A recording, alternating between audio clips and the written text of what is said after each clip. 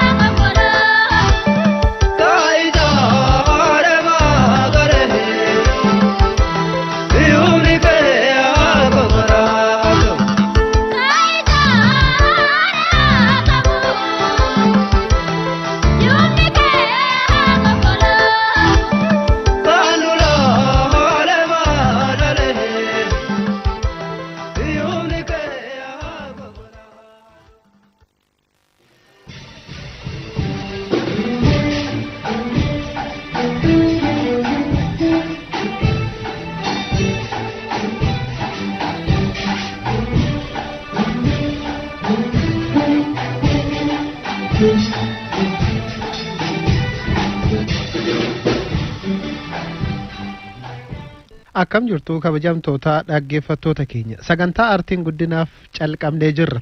Sagantaa keenya har'aatiin barreessaa, barsiisaa fi weellisaa Abdii Luuccee wajjiniin egaa kitaabota inni barreessee fi hojiiwwan inni hojjete irratti wajjiniin mari'achaa kan wajjiniin turta. Egaa Abdii Luuccee barreessaa akkuma jedhee barreessaa kitaabota Coophaa Sammuutii fi Imimmaan hin qorre akkasumallee weellisaadhaas sirboota kilippiidhaan hojjetes qaba. Dabalataan immoo hojii barsiisummaa irratti bobba'anii kan isaan jiran jechuudha. Kanaaf egaa kitaabota keessumattuu Imimmaan hin qorre keessatti wantoota isaan kaasan ergaa kitaabota Coophaa Sammuus ta'e Imimmaan hin qorre keessa jiru irratti mari'achaa kan wajjiniin turu ta'a. Egaa hanga xumuraatti akka nu faana turtan kabajaan isinaaf irraa turte gaarii. Imimmaan hin qorre yeroo dubbisee ture jechooti ati kitaaba sana keessatti itti fayyadamte. Seenaan ati kitaaba sana keessatti tuttuqaa turte akkamitti akka horiin tiksamee gaafa jabbilootaa fi haati jabbilootaa sa'oonni yeroo wal argatanii yeroo itti jabbileen hootee galgala galtee maatii biraa maaltu akkas eeggatu miira maatii bira jiruu fi amala mana tokko fudhattee baay'ee sirumayyuu seenaa dhugaati jedheen kanan ani fudhe mee seenaa sana dhaggeeffattoota keenyaatu himte. Seenaa sana keessatti seenaa kana guutumaan guututti ibsa yoo jenne tarii yeroo nu hanqatuu dandeetti. Walumaa galatti immoo asoosama yoo jettu ati wanta amma seenaa dhugaa sitti fakkeesse kun seenaadhuma dhugaati jettuuf ati waan beektuuf waan achi keessatti barraa'e waan achi keessatti tuqame sana jireenya sana keessa nama dabarseedhaati. Akkuma kee kana akkuma koo kana mootu hawaasni bal'aan jireenya adda addaa jiraata. Keessattuu asoosama san keessatti kan ibsamaa ture jireenya baadiyyaati. Waa malee miti kan inni tuquu barbaade achuma keessa namni hundi ka'umsi isaa achuma keessa waan ta'eef yeroo ijoollummaa wanta itti dabarsite sitti mul'achuu danda'a. Akkamitti jabbileen tikfama akkamitti loon tiksu yeroo roobaa akkam akka ture naannoon sun fakkeenyaaf yeroo roobni roobu namni mana akkamii keessa galaa yeroo fakkeenyaaf achi keessatti itti namoota itti dhimmisu manni anama akkan itti barreesse manni nutti dhimmisee galaanni mana keessa yaa'ee bakka rafnu sana itillee sana keessa illee nu jalas yaa'aa ture waan uffannus dhabaafaa itti turreetu jira. Kanaaf hawaasni achi keessa jiru asoosama san keessatti qooddatee jiruu fi kan hin qooddannes maalidha jireenya adda addaa jiraata beekta jireenya adda addaa jiraatu kana keessaa namni hedduun jireenya adda addaa jiraata achi keessatti wantu kenna yeroo baay'ee amma yaada yoo naa kennan kitaaba kana dubbisanii seenaa dhugaa keetii jireenya akkanaa dabarsitee jirtaa faa jedhanii na gaafatu seenaa dhugaati jedha wantichi achuma hawaasuma keessatti guddanne sana keessatti nama jireenya san ta'ee jiraatetu jira kan ija kootiin arge waan ta'eef naannoo akkamitti akkatitti ibsitu addeessuun jiraachi keessatti asoosama keessatti waan ati ta'ee waan tokko tokko bifa ati keettanii ibsuu ni dandeessu horiin maal fakkaata jabbileen maal fakkaatti namni jabbii tiksu maal fakkaata halkan sun maal fakkaata bishaan eessaa obaafatu bishaan eessaa dhuguu waan jedhu faa achi keessatti tuqamee kan itti barreeffamedha keessattuu jiruuf jireenya walumaa galatti jiruuf jireenya hawaasummaati achi keessa dabartee immoo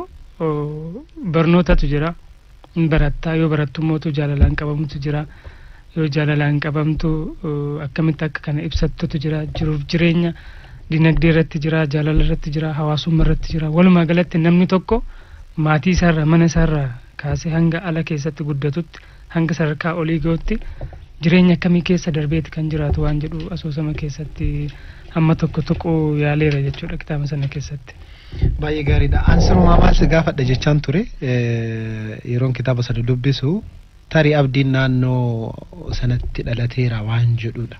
Asumaan immoo eessatti akka dhalate si gaafachuullee yaadeen ture eessatti dhalate abdii waan jedhu maaliidhaaf jireenya sanaan cinaatti jechooti ati achi keessatti itti fayyadamte fakkeenyaaf wixinee hodhuu waan wixinee hodhitee na barsiiste wixinee maan sunu migira jedhu amma naannoo migira jedhu naannoo tokko tokkotti wiixaa jedhamee si waamama birraa yeroo ga'u yeroo itti gurramu qaba.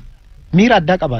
Jireenya sana yeroo gabaabaa keessatti kan inni jiraadhe maaliif ijoollummaarraa kaaseeti kan gara magaalaatti dhufee guddadhe tariitii immoo waggaa waggaadhaan yeroo manni barumsaa cufamu gara baadiyyaa fa'aa deemee maatii ilaala maatiin kiyya gara Arsii ba'aa naannoo Diida'aa Roobee jedhamu magaalaa Habiib akka jedhamtuttiin dhaladhe yeroo sana achuma keessa baadiyyaan immoo jira ganda marfoo tokkummaa jedhanii keessattuu amma asoosama keessatti kan tuqee Fincaa Roobee faa Tulluu Shaatoo faa naannoon sun Tulluun Shaatoo aanaa Roobee keessa jira Fincaa Roobee immoo aanaa Aminyaa keessa jira nuti immoo jidduu aanota sallamaan jira kanaaf waan kallattiidhaan yoo laaltu Tulluu Shaatoo gamatti arguu dandeetta Fincaa Roobee sana immoo gamanatti arguu dandeetta tulluuwwan sanis ibsuu yaaleen ture Fincaa sanas kan achi keessa bishaan gadi jigu akkamitti akka inni yaa'us hamma tokko ibsuu barbaadeen ture walumaa galatti naannoo sanattan dhaladhe jechoota yoo jennu amma fakkeenyaaf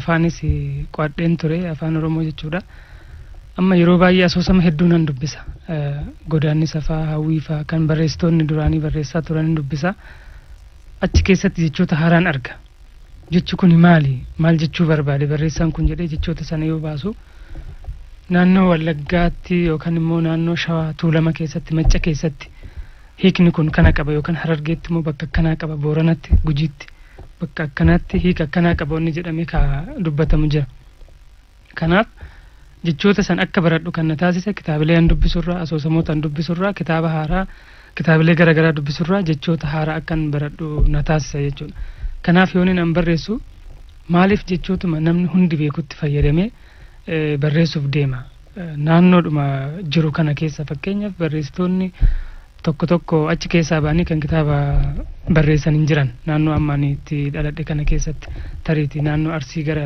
adda addaatti yoo jiraatan malee iddoo dhaloota kootii sanatti namni kitaabas barreessee achi keessaa waa baasee uummata biratti ba'ees hin jiru tokko wanti kun achi keessaa ba'ee akka hawaasa bira qaqqabuuf kan inni jechoota achi keessatti fayyadaman haaraatti makuu danda'ee fi lammata immoo jechoota kana namni hin barata yoo kitaaba kana dubbistu kana jechuun maal jechuudha kaloo jechuun maal jechuudha okaa haamuu jechuun maal jechuudha marga akkamiiti kaloon marga akkamiiti waan jedhutu jira kanaaf namni jabbilee wanni jedhu kunummaanu waal ta'u malee bakka adda addaatti namni hin beekne jiraachuu danda'a maqaa garaagaraa qabaachuu danda'a jechuudha kanaaf hawaasa biraa kan kitaaba kana dubbisuuf ergaa akka ta'u akka achi keessaa gaafatamee baratamee jechi haaraanis achi keessaa ba'ee akka afaan Oromoo waal ta'etti akka makamuuf kan inni jechoota akkasiitti dabaluu barbaadeef malee sila akka waliigalaatti fayyadamee bakka hedduutti kan beekamuun fayyadamuu illee danda'a ture jecha sana barsiisuu barbaadeeti kanaaf amma waan si dhibu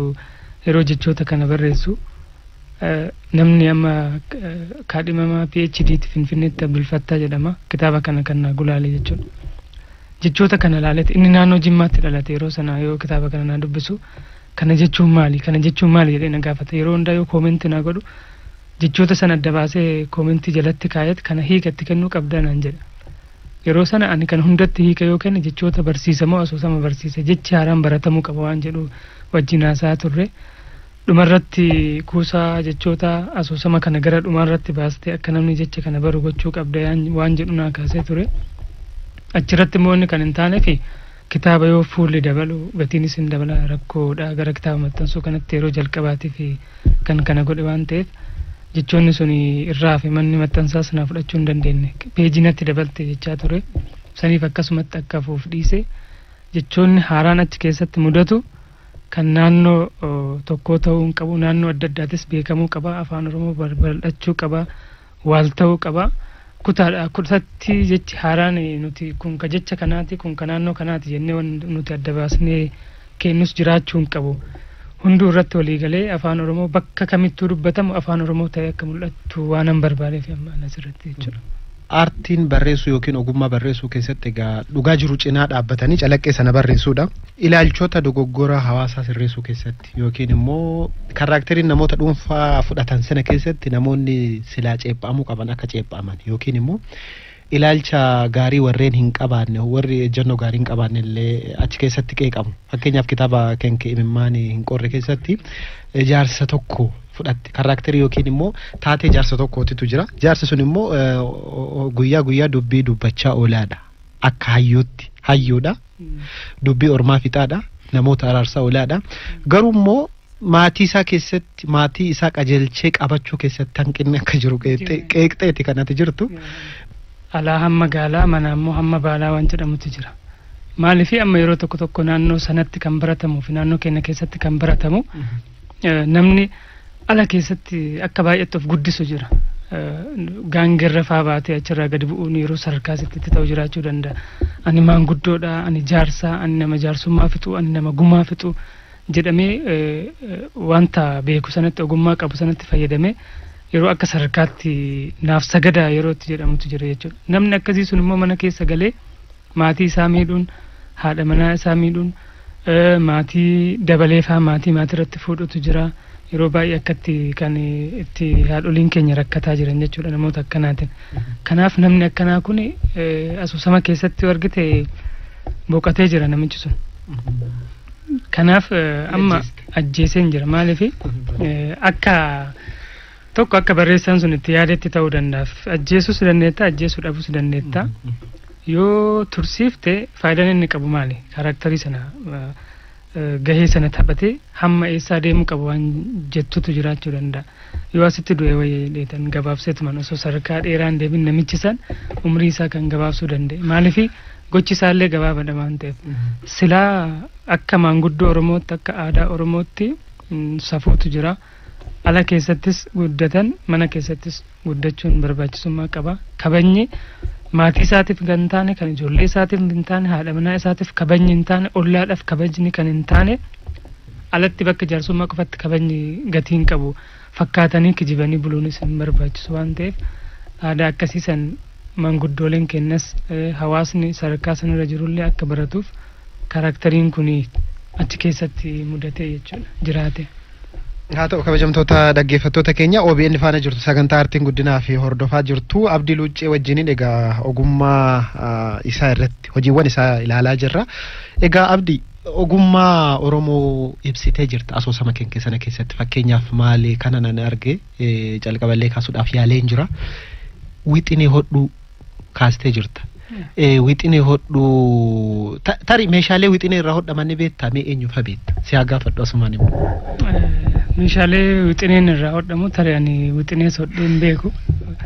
Mana keessatti yeroo namni wixinee hodhuu dubartoonni yeroo wixinee hodhan fakkeenyaaf amma dubartiin takka akka naannoo keenyatti osoo wixineen hodhatin heerumuu hin dandeettu. Maaliif hanga guyyaan heeruma isii sun gootti warri ishee gargaarat wixinees hodhattee gaafa ammoo heerumaaf baatu meeshaan maatii isii irraa kennamee fi alatti bahee daawwatama wixineewwan sun waan garagaraatti kan achi keessatti ogummaa meeshaalee manatti itti fayyadaman kun jira. Meeshaalee kana kooboon jira. Miftuu jedhama. Waan akkasii kooboo achira guddaanis jira. Akkasumas kan midhaan ittiin soranis jiraachuu danda'a. Waan baay'eedha hojjettee kan yeroo heerumtu sana warri kennuuf jechuudha. Kanaaf migira jedhamanitti fakkaate wanti inni kun sutaafaa waan baay'eedha qalama dibanii faa gabaa keessatti gurguranii kan bifa adda addaatiin akka hodhamu godhan. Kanaaf argeetumaan malee. Baay'ee gaariidha. Egaa dubartiin yeroo heerumtus akka ulaagaatti ilaalama jechuudha. Miftuu jedhama. Mi'a guuttattee qophooftee mana boruu ijaarrachuuf deemtu sanaaf qophii ta'uu qabdidha. Amma kooboo kan akka har'aallee meeshaaleen chaayinaa kun yeroo mana hin dhuufinii fi mana hin guutinitti ansirumaa nama beekaa biyya Oromaa ture tokko haasaasaa dhaga'in ture yeroo barataa ta'anii jechuudha. Muuxannoo isaan qoodaa ture. Meeshaaleen amma biyyoota Oromaatii galan kunniin akka chaayinaa fakkaasnee turre torban tokko kan hin bulle kun jechuudha. Caccabuuf torban tokko kan hin bulle kuni gaarummaa akka hin qabaanne amma fakkeenyaaf wixinee atoo kaasteerta mi'a loon itti ilman kooboo xuunxoofaa sabareefaa gingilchaa barri eegduufaa qorii irrattis immoo gubbarratti kan godhamee calleen irratti hojjetamu. Irratti tolchamu. Innis migira irraa hojjetama. Migira irraa tolchama. Uummanni Oromoo guutuudha ogummaan isaa guutuudha jechuun dandeenya kan buna itti tuman qobaatti tokko tokkoon kaasuun ni danda'ama. Egaa naanna'ee ogummaa sabi kun qabu egaa kitaaba kee keessatti kaasteerta. Lammata immoo jireenya keessatti dhalannee guddannee fi waan addaa xinnoo laaluufillee yookiin arguufillee carraa argachaa jirru dabalataan immoo ogummaa sana itti fufsiisuu keessatti illee dhaloonni maal akka fakkaatu waan jedhu irratti illee tarii kana dhalootumaaf dhiisnee gara hojii keetii gara ogummaa keetti deebina. Ati ni sirbita sii miti? Maaliif dhaggeeffattoota keenya akkasumaan gogsina? Makkaniisa soofanii too dankaraa nulaa cabee marsanii na eeganii too dankaraa dhufuun dhabee gadaadaa qabee bunaame itti fufa abbaan na komata. Maaloo gidduutti nu kutte miira keenya nu kakaaste. Rakkoon qaba abbaa abbashuu yoo dhufe na komachuu danda'a jedheeti. Sagalee isaas asumarraa akka dinqisiifadhu akka dhaggeeffattoonni keenya nu beekanis na baranis barbaada. Baay'ee nama weellisaa cimaa sagalee gaariis qabudha. Sirboota isaa hedduun shaakalaa ture yeroo hawwisoo keessa jiru. Achirraa kaasee yeroon amma sirboota koo dalagu sagaleen keellee gara isaatti si deema namoonni jedhanis hin jirani. Kanaaf inni nama jabaadha jedhee yaadan. Weellistoonni biraallee akkasumatti. Albama kee jalqabaa yoom hojjette? Bara kam hojjette? Albama jalqabaa istiidiyoo yeroon seenu bara 1998 akka lakkoofsa biyya kanaatti jechuudha. Achi kaasee yeroo istiidiyoo keessa yeroo baay'ee turre beekta albama hojjechuudhaaf yeroo itti barnoota qofaa addaan kute sadarkaa amma ga'e kanarra osoo hin gahin albama hojjechuuf jecha waggoota hedduu kan Finfinnee keessatti albama sanaaf jecha hedduutti rakkachaa ture. Istiidiyoo keessa waggoota baay'ee erga tureen booda naannoo bara 2002 yeroo itti ga'u albama tokko jaalala sabaa kan jedhu maxxansiisee ture. Akkuma albama kana maxxansiisee mana muuziqaatti kenneen booda immoo sadarkaan yeroo ammaa kun koopiraayitii deebisanii waraabuu fi miimoora irratti sirboonni caqafama.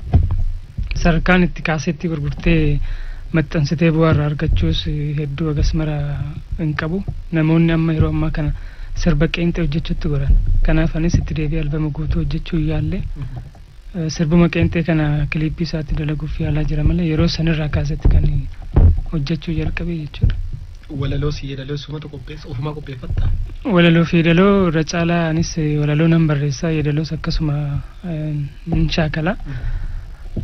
Yeroo tokko tokko amma walaloo fi yeedaloo hin barreessaa hin danda'a jettee wanta ati hojjettu kuni wanti abdiin barreessu wanti yeedaloon abdiin hojjetu kanuma isaati isuma fakkaata. Kanaaf maaltu barbaachisaa bakka adda addaa deemtee kutaa garaagaraa irra deemtee weellistoota godina adda addaa irraa dhufan kana wajjin mari'attee sirba shaggooyyee hojjechuu barbaadde nama shaggooyyee sana beeku nama Hararge irraa dhufe nama qoratee aadaa sana beeku irraa fudhachuu qabda. Osumaa beeku osumaa walaloo danda'u osumaa yeedaloo danda'u iyyuu nama sana bakka sana kan dhufe Wallagga yoo deemte geelloo nama beeku irraa Jimmas akkasumatti oltumee gattumeen jira. Arsii yoo deemte immoo nama sirriitti tirrii sana dhiichisuus barreessuus danda'u gaafattee irraa yoo fudhatte irra gaariidha. Maaliif ati immoo waan beektu san yoo kennite. Ani fakkeenyaaf naannoo Arsiitti yoo hin dhaladhe tirrii yoo barreesse shaggooyyee nama hojjetu sanarraa shaggooyyee fudheen tirrii isaaf kenne akkasitti wal jijjiiraate. Kanaaf walaloo fi yeedaloo namoota hedduutu na gargaaraa ture. Namarraayis fudhadhee barreessaan ture keessattuu weellistoota Taajuddiin Ahmadis na gargaaree jira. Abdusalaam Haajii fa'aa na gargaaranii turanii.